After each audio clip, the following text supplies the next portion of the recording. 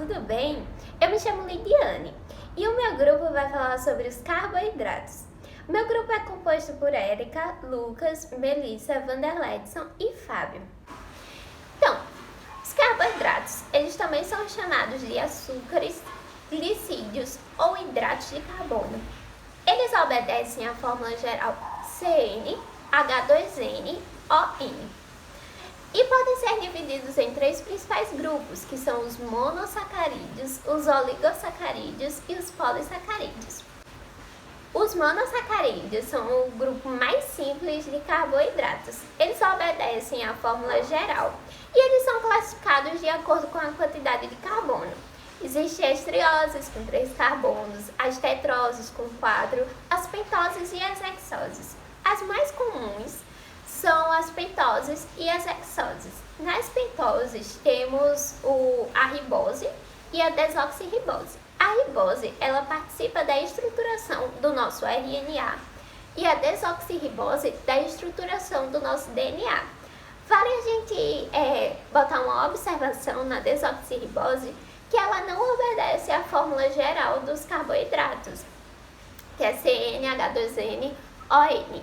A sua fórmula é C5H10O4, ou seja, ela sofreu oxidação e tem um oxigênio a menos. Entre as hexoses, nós vamos ter a glicose, que é o mais comum, que todo mundo conhece, a gente encontra em mel, em massas. Temos também a frutose, que é o açúcar das frutas, e temos a galactose, que é o açúcar do leite. Uma coisa muito importante que vale a gente dar atenção também é sobre a estruturação da fórmula química, porque mais na frente, quando a gente estiver estudando metabolismo celular, a estruturação de aldeído e cetona, elas vão ser importantes para a gente entender os diferentes processos que ocorrem no metabolismo da célula. Então vamos ver o próximo slide dando uma explicadinha melhor sobre o grupo aldeído e cetona na glicose, na frutose e na galactose. Então, de acordo com o grupo químico, os monossacarídeos eles podem ser divididos em dois: o grupo dos aldeídos e o grupo das cetonas. Os aldeídos são aqueles que possuem a dupla ligação oxigênio-carbono na ponta da cadeia. Um exemplo comum de aldeído é o formaldeído, que é o formol, que a gente tem muito contato nos laboratórios de anatomia. As cetonas, elas possuem a dupla ligação oxigênio-carbono no meio das cadeias. Um exemplo de cetona muito comum para a gente são as acetonas, que a gente usa para limpar as unhas. Vamos ver entre os principais monossacarídeos desse grupo. Na glicose, nós temos o grupo aldeído, daí falamos que a glicose ela é uma aldose. Na frutose, temos o grupo cetona, pode ver aqui que está no meio da cadeia. Falamos então que a frutose ela é uma cetose. E na galactose, temos também uma aldose. É daí que vem a terminação -ose, de glicose, frutose, galactose. É importante a gente saber os grupos químicos, porque quando a gente for estudar o metabolismo celular, quem for aldose e quem for cetose vai ter processamentos diferentes. Outro grupo são os oligosacarídeos. Os oligosacarídeos, eles são constituídos de 2 ou mais monossacarídeos. Não são cadeias tão extensas como os polissacarídeos, que chegam a ser centenas ou milhares de monossacarídeos. Mas eles, de acordo com alguns cientistas, eles vão de 2 até 10 monossacarídeos. Entre os principais oligosacarídeos que a gente pode citar são os disacarídeos. Os disacarídeos são compostos por 2 monossacarídeos. A junção acontece através da síntese por desidratação, que é quando ocorre a retirada de água dos monossacarídeos e aí eles se unem e formam os disacarídeos. Entre os principais disacarídeos que a gente pode citar é a sacarose, que é o açúcar comum que tem na nossa mesa. Ela é feita através da junção da glicose com a frutose. Temos também a lactose, que é o açúcar do leite, é feita através da junção da glicose com a galactose. E temos a maltose, que é um açúcar encontrado em cereais. Ela é feita através da junção de duas glicoses. E quando a gente ingere o alimento para absorver, aí através das nossas enzimas, a gente quebra esses disacarídeos e transforma eles em monossacarídeos. Porque vale lembrar que não existe absorção de disacarídeo. Eles só são absorvidos quando se transformam em monossacarídeos. Outra classificação são os polissacarídeos. Os polissacarídeos, eles são cadeias enormes, centenas, milhares de monossacarídeos. A gente divide os polissacarídeos em dois principais grupos, que são os polissacarídeos energéticos de reserva e os polissacarídeos estruturais. Os polissacarídeos energéticos de reserva são formas de armazenamento da glicose. Entre eles a gente pode citar o glicogênio, que é a forma animal, e nos vegetais existe o amido. Uma observação legal para esse momento é falar sobre outra divisão que existe entre os polissacarídeos, que é a divisão entre homopolissacarídeos e heteropolissacarídeos. Os homopolissacarídeos, eles possuem um único tipo de monossacarídeo como unidade formadora.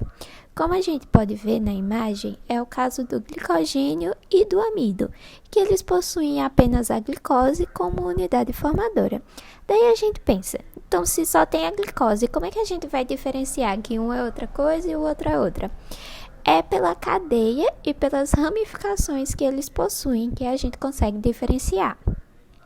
Já os heteropolissacarídeos, eles são formados por duas ou mais unidades monoméricas diferentes, como a gente pode ver aí na imagem, que é o caso do ácido hialurônico, que é formado pelo ácido D-glicurônico e pela N-acetil-D-glicosamina. Tem também os polissacarídeos estruturais.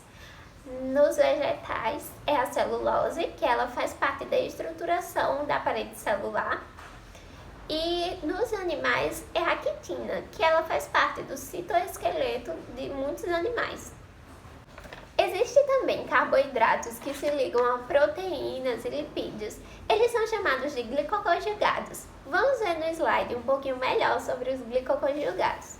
Os glicoconjugados são carboidratos que estão conjugados a outras macromoléculas, principalmente proteínas e lipídios. Eles exercem efeitos profundos nas funções celulares e agem como mediadores para ligações específicas célula a célula nos organismos multicelulares. Os três principais glicoconjugados são os proteoglicanos, os glicolipídios e as glicoproteínas. Os proteoglicanos são proteínas de membrana que possuem uma ou mais cadeias de glicosaminoglicanos ligados. Entre as principais funções temos a adesão celular, a modulação da sinalização e a lubrificação entre as células. Essa lubrificação é importante de acontecer para que quando as células elas entrem em contato, ou seja, aconteça o atrito, não haja um dano, um prejuízo ao corpo celular. As glicoproteínas são proteínas que estão ligadas covalentemente a carboidratos menores que os glicosaminoglicanos.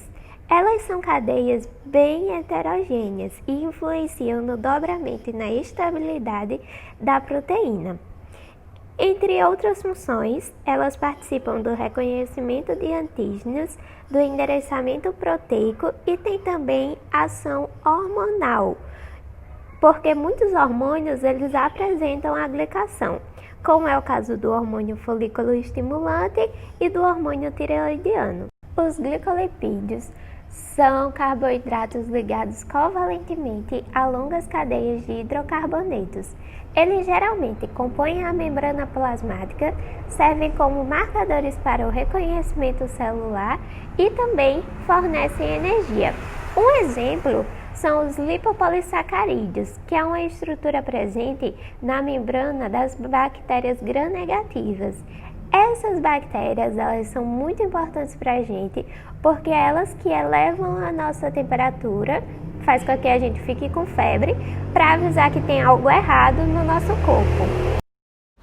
Há muitas doenças que estão relacionadas com a ingestão em excesso ou a pouca ingestão de carboidrato e até as enzimas que quebram esses carboidratos. Entre as principais doenças que estão relacionadas com as enzimas, nós temos a intolerância à lactose e a galactosemia. A intolerância à lactose, o indivíduo que tem, ele não produz a enzima que quebra a lactose, que é a lactase. Daí a ingestão de leite pode ser muito ruim para esse indivíduo porque vai trazer um desconforto muito grande para ele intestinal.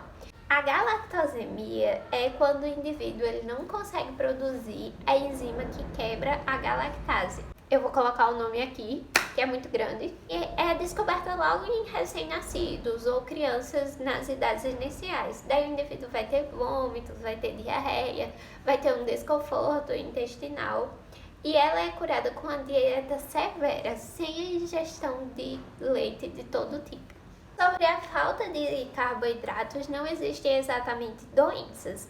Existem sintomas relacionados à hipoglicemia, que é náusea, vômito, desidratação, a pessoa sente fadiga e tudo mais, mas não existem exatamente doenças.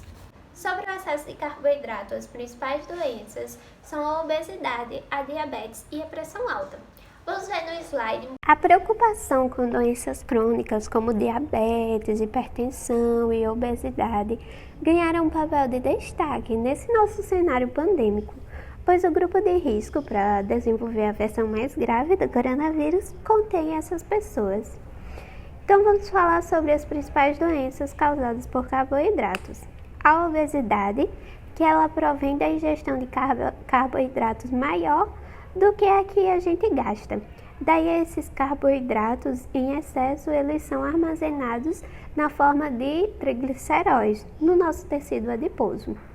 De acordo com dados da Vigitel de 2018, que eu vi no site do governo federal, atualmente 55,7% da população adulta do país está com excesso de peso e 19,8% está obeso.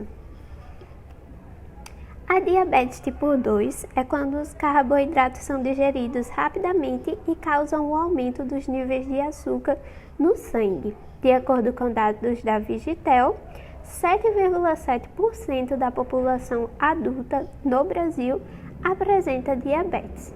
E a pressão alta é quando a insulina força os rins a reter o sódio, resultando em retenção de líquidos e causando o aumento do volume sanguíneo e, consequentemente, da pressão arterial. 24,7% da população brasileira tem hipertensão. A capacidade de fornecimento de energia pelos carboidratos pode representar para algumas pessoas problemas, tanto para aquelas pessoas que não podem ingerir ou para aquelas que não ingerem por estética. Daí surgem os adoçantes artificiais. Os adoçantes artificiais geralmente são usados por pessoas que não podem ingerir carboidratos ou que não ingerem isso por estética ou porque acham que é mais saudável. Eles podem apresentar um poder adoçante 3.000 vezes maior do que o da sacarose. Entre os principais adoçantes artificiais, nós temos a sacarina. Ela é cerca de 200 vezes mais doce do que a sacarose e é muito utilizada em refrigerantes light. E temos também o ciclamato de sódio. Ele é utilizado como adoçante artificial em vários tipos de alimentos e bebidas, como na Coca-Cola Zero. Não sei se vocês já perceberam que a Coca-Cola Zero ela tem um gosto mais doce do que a Coca-Cola normal. É por causa da adição desse adoçante, que é 30 vezes mais doce do que a sacarose. O aspartame é um dos mais utilizados nos dias atuais, principalmente na produção de bebidas. Além disso, ele também é utilizado na fabricação de produtos como gomas de mascar, recheios, iogurtes, adoçante de mesa e também em alguns remédios, como vitaminas e pastilhas. Outro adoçante artificial é o neotame. Esse é o adoçante mais potente. Seu sabor se assemelha muito com o do açúcar comum e ele é muito utilizado na produção de bebidas diet. Uma outra coisa que vale a gente falar aqui é sobre as dietas low carbs. São dietas onde as pessoas diminuem ou retiram por total o consumo de carboidratos, sendo que isso pode ser muito prejudicial.